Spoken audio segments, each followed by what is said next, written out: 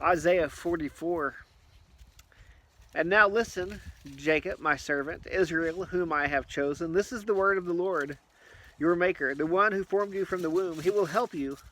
Do not fear, Jacob, my servant, Jerushan, whom I have chosen, for I will pour water on the thirsty land and streams on the dry ground. I will pour out my spirit on your descendants and my blessing on your offspring.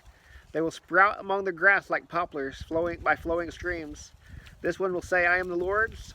Another will use the name of Jacob. Still another will write on his hand, the Lord's, and take on the name of Israel. This is what the Lord, the King of Israel and its Redeemer, the Lord of armies, says.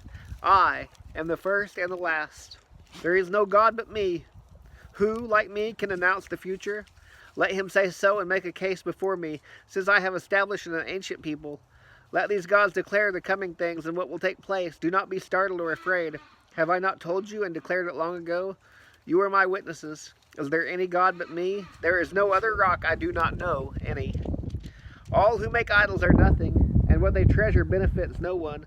Their witnesses do not see or know anything, so they will be put to shame. Who makes a god or casts a metal image that benefits no one? Look, all its worshippers will be put to shame, and the craftsmen are humans. They all will assemble and stand. They all will be startled and put to shame.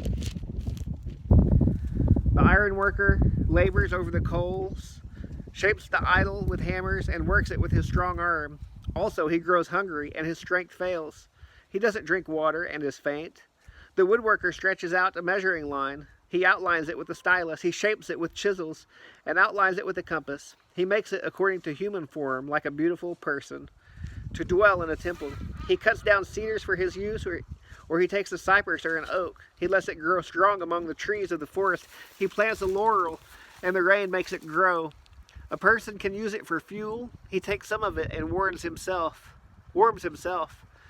Also, he kindles a fire and bakes bread. He even makes it into a god and worships it. He makes an idol from it and bows down to it. He burns half of it in a fire, and he roasts meat on that half. He eats the roast and is satisfied. He warms himself and says, Ah, I am warm, I see the blaze. He makes a god or his idol with the rest of it. He bows down to it and worship. He prays to it, Save me, for you are my God. Such people do not comprehend and cannot understand, for he has shut their eyes, so they cannot see, and their minds, so they cannot understand. No one comes to his senses. No one has the perception or insight to say, I burned half of it in the fire. I also baked bread on its coals. I roasted meat and ate. Should I make something detestable with the rest of it? Should I bow down to a block of wood? He feeds on ashes. His deceived mind has led him astray, and he cannot rescue himself or say, Isn't there a lie in my right hand? Remember these things, Jacob and Israel, for you are my servant. I formed you. You are my servant, Israel. You will never be forgotten by me. I have swept away your transgressions like a cloud and your sins like a mist. Return to me, for I have redeemed you. Rejoice, heavens, for the Lord has acted. Shout, depths of the earth. Break out into singing mountains. Break out into singing mountains, forest, and every tree in it, for the Lord has redeemed Jacob and glorifies himself through Israel. This is what the Lord your Redeemer has formed you from the womb, who has formed you from the womb, says.